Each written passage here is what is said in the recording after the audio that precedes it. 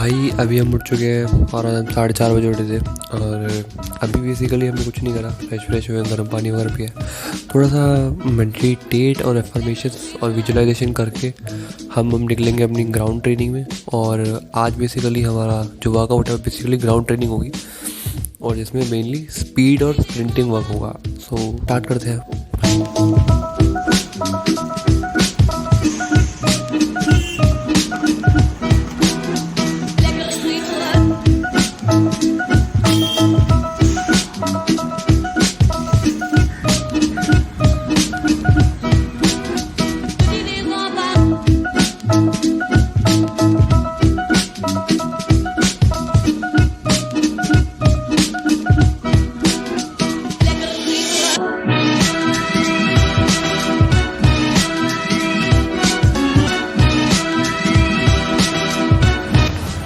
और बेसिकली भाई हम यहाँ पे आ गए हैं और अभी एक कुछ ही नहीं, अभी तो बस सिंपल राउंड मारेंगे और कुछ चीज़ें डिसाइड हैं कि मतलब कैसे कैसे हम अपना स्प्रिंटिंग सेशन करेंगे।